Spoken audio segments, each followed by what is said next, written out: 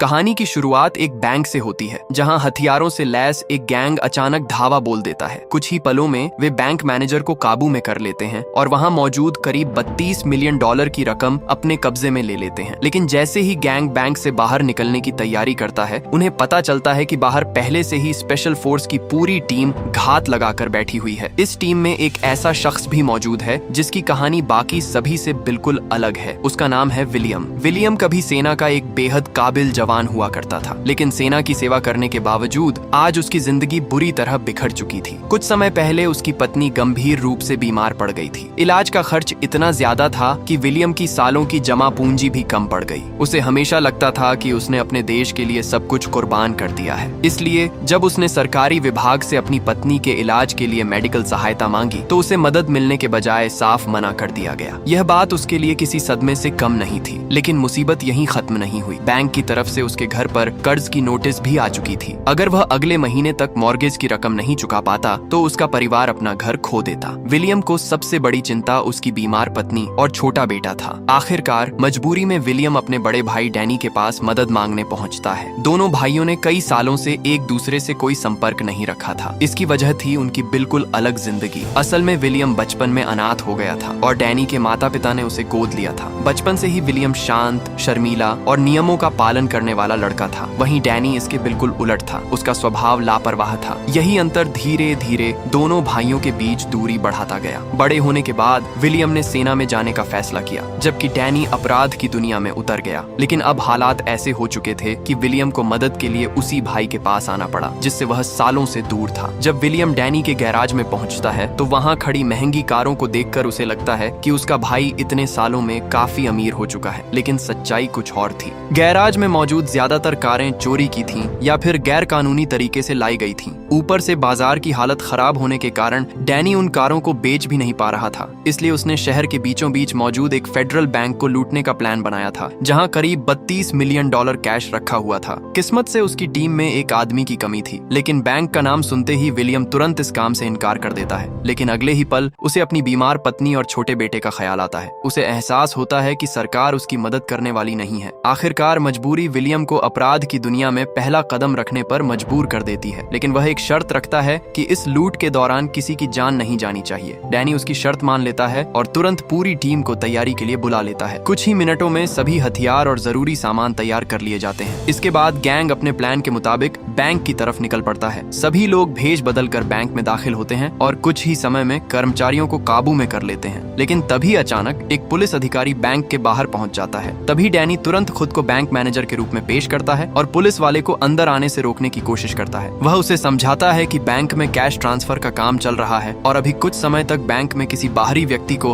अंदर आने की अनुमति नहीं है। लेकिन पुलिस अधिकारी वापस जाने के बजाय साफ कर देता है कि वह बैंक के काम से नहीं आया है। अब डैनी के पास उसे अंदर आने देने के अलावा कोई रास्ता नहीं बचता। लेकिन अंदर आने के बाद पता चलता है कि वो पुलिस अधिकारी एक महिला कर्मचारी किम को पसंद करता था और उसे डिनर पर बुलाने आया था। लेकिन किम के चेहरे के बदले हुए हाव भाव को देखकर पुलिस अधिकारी विक्टर को तुरंत शक हो जाता है कि बैंक के अंदर कुछ गड़बड़ है। मगर तब तक बहुत देर हो चुकी होती है। डैनी तुरंत अपनी बंदूक निकाल लेता है और किम को बंधक बनाकर विक्टर को किसी भी तरह की चाल चलने से रोक देता है। अब विक्टर के सामने अपनी जान के साथ साथ किम और बाहर मौजूद अपने साथी की जान बचाने की जिम्मेदारी भी आ जाती है। मजबूरी में विक्टर धीरे से अपना हाथ हथियार से हटा लेता है और बाहर खड़े अधिकारी मार्क को इशारा करके सब कुछ सामान्य होने का संकेत देता है। इसी मौके का फायदा उठाकर डैनी और उसकी टीम सीधे बैंक के वॉल्ट में घुस जाती है। वे जल्दी जल्दी सारी नकदी बैगों में भरने लगते हैं, लेकिन बाहर खड़ा मार्क इतना आसानी से धोखा खाने वाला नहीं था। अपने लंबे पुलिस अनुभव के कारण उसे लगातार महसूस हो रहा था कि कुछ ठीक नहीं है। ऊपर से गैंग को लेने आया ड्राइवर भी उसकी नजर में आ चुका था। स्थिति बिगड़ती देख ड्राइवर को तुरंत एक बहाना बनाना पड़ता है और वह ऐसा दिखाता है जैसे उसकी गाड़ी खराब हो गई हो। लेकिन तभी गैंग के बाकी सदस्य पैसों से भरे बैग लेकर बैंक से बाहर निकलते हैं। उनके साथ विक्टर भी बंधक बना हुआ था। मार्क की नजर जैसे ही विक्टर पर पड़ती है, वह तुरंत अपनी बंदूक निकाल लेता है और गैंग पर फायरिंग शुरू कर देता है। इसके साथ ही बैंक के बाहर पुलिस और लुटेरों के बीच भयंकर गोलीबारी शुरू हो जाती है। गोलीबारी की आवाज सुनकर आसपास मौजूद पुलिसकर्मी भी मौके पर पहुंचने लगते हैं। बाद में पता चलता है कि FBI को पहले ही शहर में बैंक लूट की एक खबर मिल चुकी थी, इसलिए पिछले कुछ समय से इलाके में पुलिस की गश्त बढ़ा दी गई थी। अब हालात पूरी तरह गैंग के खिलाफ जा चुके थे। डैनी तुरंत विलियम को साथ लेकर पीछे की तरफ भागता है। उस वक्त विलियम अभी भी विक्टर को बंधक बनाए हुए था, लेकिन गैंग ने जितनी जल्दी पुलिस के पहुंचने की उम्मीद की थी, उससे कहीं ज्यादा तेजी से पुलिस ने पूरे इलाके को घेर लिया था। कुछ ही मिनटों में कई लुटेरे चारों तरफ से घिर जाते हैं। घबराया हुआ ड्राइवर भागने की कोशिश में अपनी ही गाड़ी से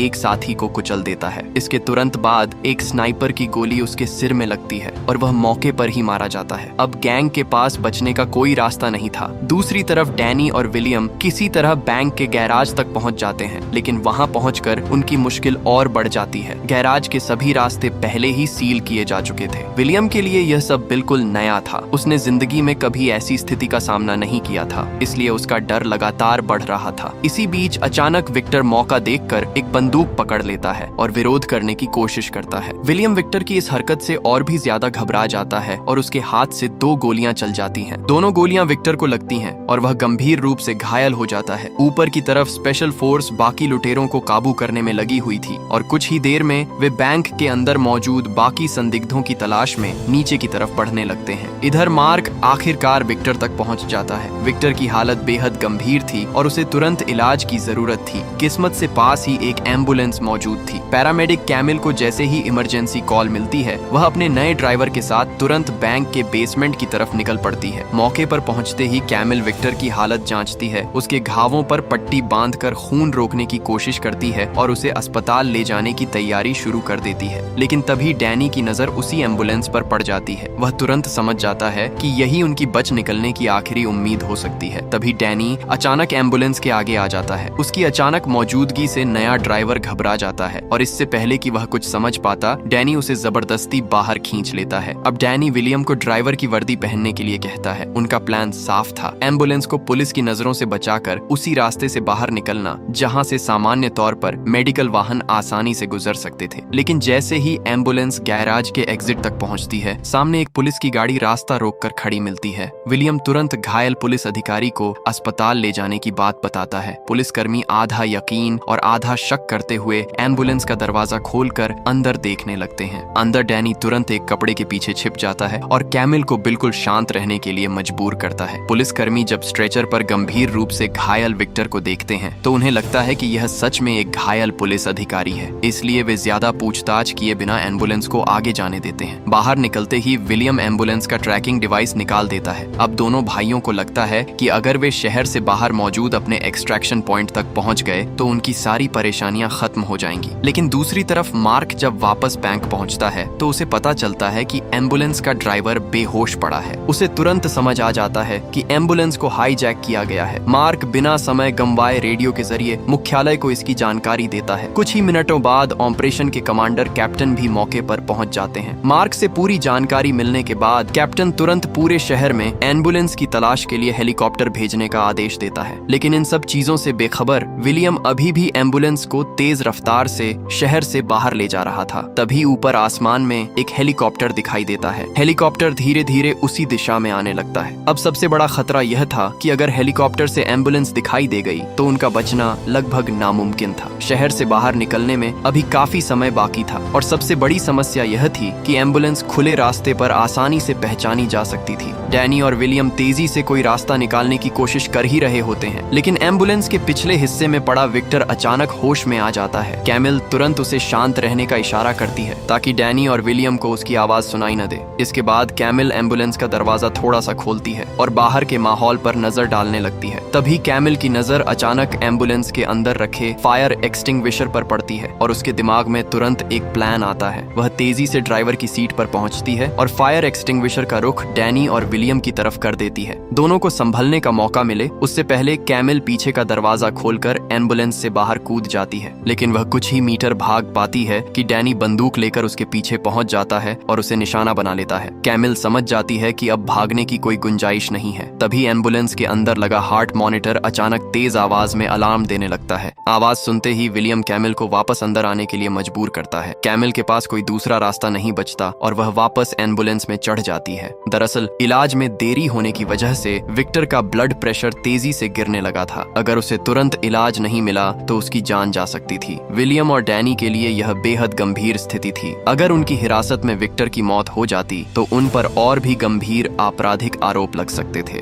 लेकिन उन्हें यह नहीं पता था कि पुलिस ने एम्बुलेंस की लोकेशन पहले ही खोज ली है। कैप्टन तुरंत अपनी टीम को आदेश देता है कि जमीन पर मौजूद पुलिस और हेलीकॉप्टर मिलकर एम्बुलेंस को चारों तरफ से घेरें। कुछ ही देर में कई पुलिस गाड़ियां अलग अलग रास्तों पर पहुंचकर घेरा बनाने लगती हैं। हालांकि कैप्टन जानता था कि एम्बुलेंस के अंदर 2 बंधक भी मौजूद हैं, इसीलिए वह पुलिस कर्मियों को ज्यादा आक्रामक तरीके से रास्ता रोकने से मना करता है। उसका मकसद लुटेरों को सीधे घेरकर ऐसा दबाव बनाना था कि वे खुद एम्बुलेंस को एक तय दिशा में ले जाएं, जहां उन्हें आसानी से पकड़ा जा सके। आसपास के इलाके को देखने के बाद कैप्टन एम्बुलेंस को एक साइड की तरफ मोड़ने का फैसला करता है। चारों तरफ से पुलिस की गाड़ियां धीरे धीरे घेरा छोटा करने लगती हैं। लेकिन एम्बुलेंस चला रहा विलियम कोई सामान्य ड्राइवर नहीं था। सेना में रहते हुए उसने बेहद कठिन परिस्थितियों में गाड़ी चलाने की ट्रेनिंग ली थी। इसी वजह से पुलिस की बेहतर गाड़ियों और भारी संख्या के बावजूद विलियम बार बार उनका घेरा तोड़ने में कामयाब होता है। एक समय उसे लगता है कि आखिरकार उसने पुलिस को पीछे छोड़ दिया है, लेकिन तभी सामने से पुलिस की दूसरी टीम अचानक रास्ता रोक देती है। विलियम को मजबूर होकर एम्बुलेंस को तेजी से मोड़ना पड़ता है और वह फिर से पुलिस से बचने के लिए भागने लगता है। इसी दौरान पीछे से एक और बड़ी मुसीबत सामने आती है। विक्टर अचानक कार्डियक अरेस्ट का शिकार हो जाता है। कैमिल अकेले उसका इलाज नहीं कर सकती थी, इसलिए मजबूरी में उसे डैनी की मदद लेनी पड़ती है। लेकिन सबसे बड़ी समस्या विक्टर का ज्यादा खून बहना था। अगर तुरंत उसे खून नहीं दिया जाता तो उसकी जान बचाना मुश्किल था। किस्मत से विलियम का ब्लड ग्रुप विक्टर से मैच करता था। कैमिल के मेडिकल अनुभव और डैनी की मदद से विक्टर को जरूरी खून मिलने लगता है। कुछ समय बाद उसकी हालत धीरे धीरे नॉर्मल होने लगती है और वह मौत के मुंह से वापस आ जाता है। लेकिन पुलिस की कई गाड़ियां लगातार एम्बुलेंस का पीछा कर रही थीं और धीरे धीरे उनका घेरा छोटा होता जा रहा था। एक खतरनाक मोड़ पर विलियम एम्बुलेंस की बॉडी का इस्तेमाल करके पीछे चल रही पुलिस की गाड़ियों का रास्ता रोक देता है। लेकिन ठीक टक्कर से पहले विलियम अचानक जोर से ब्रेक लगा देता है। पीछे आ रही पुलिस के वाहन आपस में टकराकर रास्ते में फंस जाते हैं। लेकिन अगले ही पल विलियम को एहसास होता है कि पुलिस की और गाड़ियां लगातार उनके पीछे आ रही हैं। तभी डैनी को एक जरूरी बात याद आती है। आमतौर पर एम्बुलेंस को अचानक जरूरत पड़ने पर जल्दी इस्तेमाल करने के लिए उसकी एक अतिरिक्त चाबी फ्यूल कैप के पास छिपाकर रखी जाती है। डैनी तुरंत अपराध की दुनिया के एक पुराने संपर्क क्लार्क को फोन करता है। वह उसे बताता है कि पुलिस उनके पीछे पड़ी है और उसे बाहर निकलने में मदद चाहिए। क्लार्क शुरुआत में इस मामले में पड़ना नहीं चाहता, क्योंकि पुलिस से दुश्मनी लेना उसके लिए किसी फायदे का सौदा नहीं था। लेकिन डैनी उसके सामने $8 मिलियन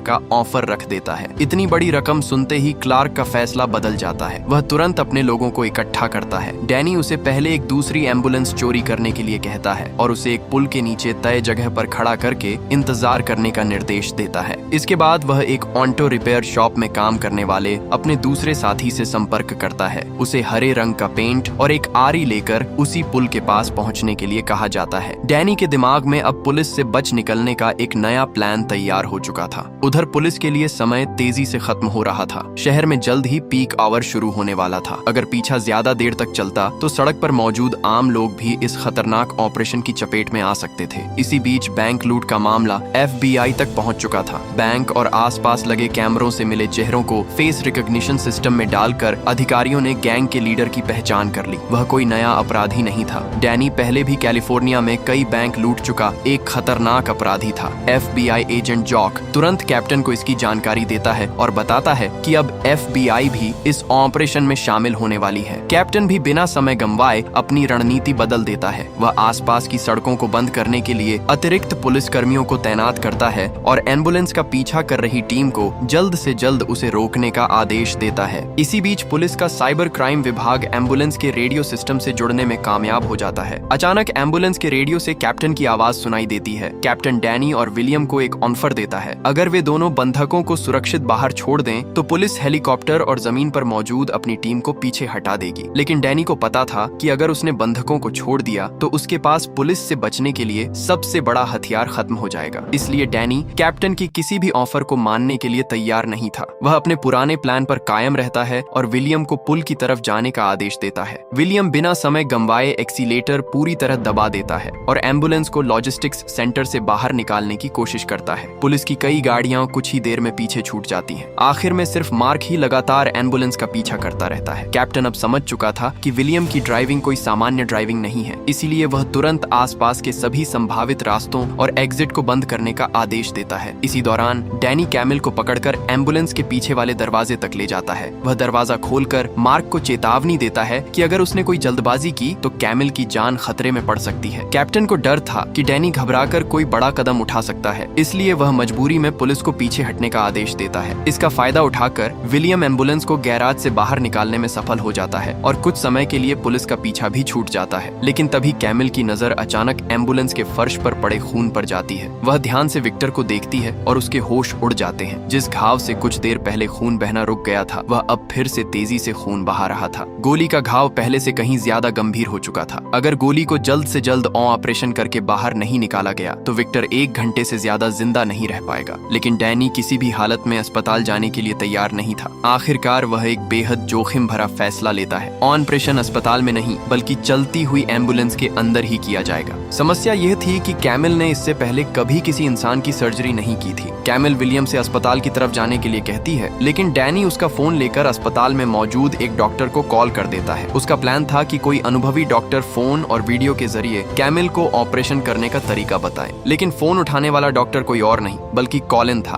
कॉलिन और कैमिल कभी एक दूसरे के बेहद करीब थे, लेकिन पिछले 6 महीनों से दोनों के बीच कोई संपर्क नहीं हुआ था। अचानक कैमिल का फोन आने से कॉलिन हैरान रह जाता है। कैमिल तुरंत उसे पूरी सच्चाई बता देती है कि वह बैंक लूटने वाले गैंग के कब्जे में है और उसे एम्बुलेंस के अंदर एक घायल पुलिस अधिकारी की जान बचानी है। स्थिति की गंभीरता समझते ही कॉलिन तुरंत 2 और ट्रॉमा सर्जन को वीडियो कॉल में जोड़ लेता है। अब 3 अनुभवी डॉक्टर कैमिल को ऑपरेशन के दौरान निर्देश देने के लिए तैयार थे। इसी बीच विलियम को याद आता है कि सेना में रहते हुए उसने इराक में कई बार गंभीर रूप से घायल सैनिकों का इलाज किया था, इसीलिए वह डैनी से अपनी जगह बदलने का फैसला करता है। विलियम पीछे जाकर कैमिल की मदद करने लगता है, जबकि डैनी ड्राइविंग संभालता रहता है। किस्मत से एम्बुलेंस में एनेस्थीसिया को छोड़कर बाकी जरूरी सर्जिकल उपकरण मौजूद थे। उधर कैप्टन हेलीकॉप्टर और पुलिस टीम के जरिए उनकी गतिविधियों पर नजर रख रहा था। जैसे ही उसे पता चलता है कि एम्बुलेंस के अंदर विक्टर की सर्जरी शुरू होने वाली है, वह पीछे चल रही सभी पुलिस गाड़ियों को दूरी बनाए रखने का आदेश देता है। अब पुलिस का मकसद उन्हें तुरंत पकड़ना नहीं बल्कि ऑपरेशन पूरा होने तक विक्टर की जान बचने देना था। वीडियो कॉल पर मौजूद सर्जनों के निर्देश के अनुसार कैमिल विक्टर के पेट पर चीरा लगाना शुरू करती है। विलियम उसकी मदद करते हुए त्वचा और मांसपेशियों को पीछे करता है ताकि कैमिल अंदर तक पहुंच सके। शुरुआत में सब कुछ ठीक चल रहा था, लेकिन जब कैमिल आखिरकार गोली तक पहुंचती है तो उसे एक बेहद खतरनाक बात पता चलती है। गोली अपने रास्ते से बिल्कुल नहीं भटकी थी, वह सीधे विक्टर की नाजुक तिल्ली में जा ढंसी थी। अगर कुछ ही देर में गोली बाहर नहीं निकाली गई तो उसकी मौत तय थी। कैमिल खुद को तैयार करके गोली निकालने की कोशिश करती है, तभी बेहोश पड़ा विक्टर अचानक होश में आ जाता है। बिना एनेस्थीसिया के पेट खुला होने की वजह से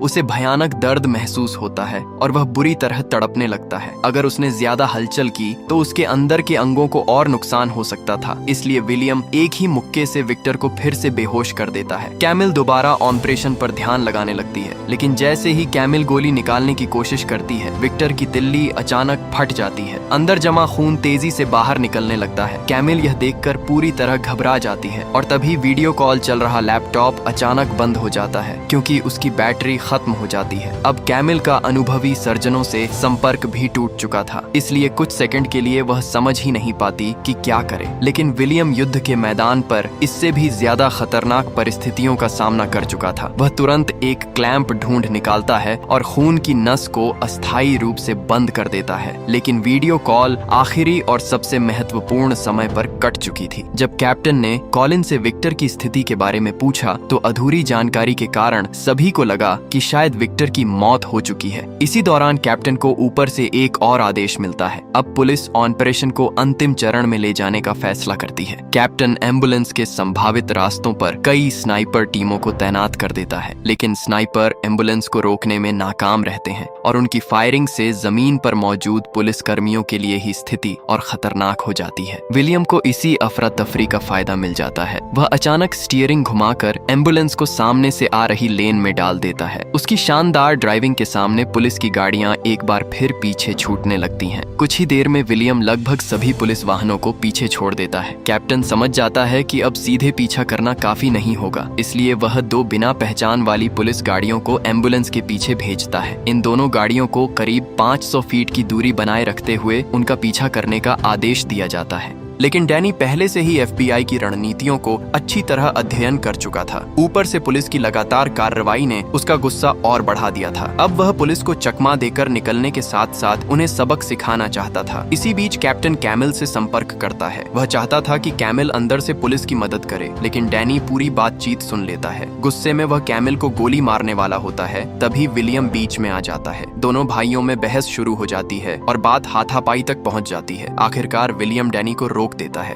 अब दोनों का अगला लक्ष्य ऊपर मंडरा रहे हेलीकॉप्टर से पीछा छुड़ाना था। विलियम एम्बुलेंस को लॉस एंजेलिस नदी की तरफ ले जाता है। कैप्टन को समझ नहीं आता कि वे अचानक इस तरफ क्यों जा रहे हैं। तभी डैनी बंदूक लेकर एम्बुलेंस से बाहर निकलता है। हेलीकॉप्टर उसे देखते ही नीचे आने लगता है। तभी डैनी उस पर गोलियां बरसाना शुरू कर देता है। हेलीकॉप्टर बुरी तरह क्षतिग्रस्त हो जाता है और वापस मुख्यालय लौटने पर मजबूर हो जाता है। पुलिस दूसरा एयर सपोर्ट भी भेजती है, लेकिन वह भी डैनी की गोलीबारी से बचकर वापस लौट जाता है। अब कैप्टन जमीन पर मौजूद पुलिस बल को आसपास के सभी चौराहों पर तैनात कर देता है और अगले एयर सपोर्ट का इंतजार करने लगता है। कुछ देर बाद एम्बुलेंस आखिरकार उस पुल के नीचे पहुंचती है जहां डैनी का आदमी पहले से इंतजार कर रहा था। वो सिर्फ 45 सेकंड में वह एम्बुलेंस का पूरा बाहरी रूप बदल देता है। इसके बाद क्लार्क के लोग दो बिल्कुल एक जैसी एम्बुलेंस लेकर अलग अलग दिशाओं में निकल जाते हैं। पुलिस कुछ समय के लिए पूरी तरह भ्रमित हो जाती है। इसी मौके का फायदा उठाकर विलियम एक छोटी सफेद कार लेकर शहर के बाहरी इलाके की तरफ निकल जाता है। लेकिन डैनी ने पुलिस को पूरी तरह रोकने के लिए एक और खतरनाक प्लान बनाया था। उसने क्लार्क से एक एम्बुलेंस में C4 विस्फोटक भरवा दिया था। अब वह एम्बुलेंस तेजी से उस चौराहे की तरफ बढ़ रही थी जहां बड़ी संख्या में पुलिसकर्मी मौजूद थे। कैप्टन मौके पर पहुंचकर राहत और बचाव का इंतजाम करने लगता है, लेकिन पुलिस कुछ कर पाती उससे पहले एक दूसरी गाड़ी वहां पहुंचती है। उसमें लगी रिमोट मशीन गन अचानक पुलिस पर फायरिंग शुरू कर देती है। चारों तरफ अफरा तफरी मच जाती है और इसी हमले में कैप्टन भी मारा जाता है। इसी दौरान विस्फोट के झटके से बेहोश हुआ मार्क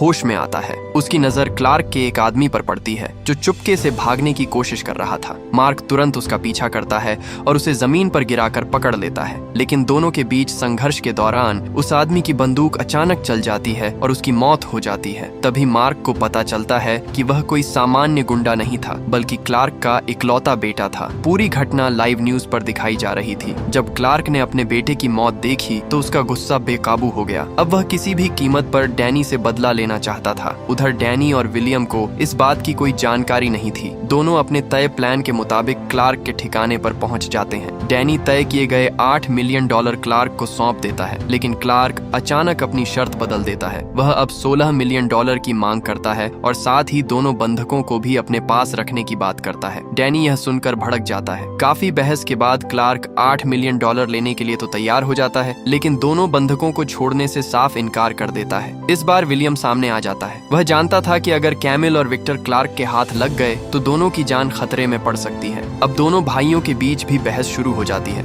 दोनों अपनी बात पर अड़े रहते हैं और आखिरकार अलग अलग रास्ते जाने का फैसला कर लेते हैं। लेकिन जैसे ही क्लार्क के आदमी विलियम के खिलाफ कदम उठाने वाले होते हैं, डैनी अचानक अपने भाई के बचाव में आ जाता है और उसे बाईं तरफ खड़े आदमी को निशाना बनाने का इशारा करता है। इसी बीच एम्बुलेंस में पड़े विक्टर को भी होश आने लगता है। उसका हाथ पास पड़ी एक बंदूक से टकराता है। बाहर मौजूद लोगों से डरकर कैमिल बंदूक उठा लेती है और एम्बुलेंस के दरवाजे पर नजर रखने लगती है। जैसे ही कोई व्यक्ति अंदर आने लगता है, कैमिल घबराकर गोली चला देती है। अगले ही पल उसे एहसास होता है कि गोली किसी दुश्मन को नहीं बल्कि विलियम को लगी है। विलियम हालत तेजी से बिगड़ने लगती है। अपने भाई को इस हालत में देखकर डैनी तुरंत एम्बुलेंस लेकर अस्पताल की तरफ भागता है। तभी पुलिस मौके पर पहुंचती है और एक बार फिर उनका पीछा शुरू हो जाता है। एम्बुलेंस के अंदर विलियम की हालत लगातार खराब हो रही थी। बेहोश होने से पहले वह कैमिल को पैसों के 2 बंडल देता है और अपनी पत्नी तक पहुंचाने का इशारा करता है। करीब 10 मिनट बाद एम्बुलेंस आखिरकार अस्पताल पहुंच जाती है, लेकिन अस्पताल के बाहर पहले से ही पुलिस की कई गाड़ियां मौजूद थीं और आसपास की इमारतों की छतों पर स्नाइपर भी तैनात थे। डैनी अपने भाई को मौत के करीब देखकर अंदर से पूरी तरह टूट जाता है। तभी उसकी नजर फर्श पर पड़ी बंदूक पर जाती है। वह तुरंत विक्टर की तरफ देखता है और उसके मन में एक सवाल उठता है, क्या विलियम को लगने वाली गोली विक्टर ने चलाई थी? कोई और रास्ता न बचने पर कैमिल आखिरकार मान लेती है कि विलियम को गोली उसी से चली थी। यह सुनकर डैनी बुरी तरह भड़क जाता है। वह कैमिल को पकड़कर पुलिस को धमकी देता है कि अगर किसी ने भी जल्दबाजी की तो वह सबके सामने कैमिल और विक्टर दोनों को मार देगा। इसके बाद डैनी पुलिस के सामने विलियम को एक अच्छा इंसान बताता है और कहता है कि इस पूरी कहानी में मरने का हकदार शायद वही खुद है। लेकिन तभी अचानक एक गोली चलने की आवाज आती है। किसी को उम्मीद नहीं थी कि गोली विलियम ने चलाई थी। पुलिस तुरंत आगे बढ़ती है और दोनों भाइयों को काबू में कर लेती है। दोनों भाई जो बचपन से एक दूसरे के साथ बड़े हुए थे, आखिरी बार एक दूसरे को देखते हैं। उनकी पूरी जिंदगी जैसे कुछ ही सेकंड में उनकी आंखों के सामने आ जाती है। इसी दौरान विलियम की पत्नी भी अस्पताल पहुंच जाती है। वह रोते हुए अपने पति को बचाने की गुहार लगाने लगती है। कैमिल पुलिस की रोकने की कोशिश के बावजूद विलियम के पास पहुंच जाती है और मार्क को उसे दूसरी एम्बुलेंस में शिफ्ट करने के लिए मना लेती है। इसी दौरान जब किसी का ध्यान उसकी तरफ नहीं होता, कैमिल चुपके से विलियम द्वारा दिए गए पैसों को उसकी पत्नी की बच्चे वाली स्ट्रोलर में छिपा देती है। इसके बाद विलियम को तुरंत इलाज के लिए ले जाया जाता है। कुछ समय बाद आखिरकार विलियम की जान बच जाती है और इसी के साथ कहानी खत्म हो जाती है।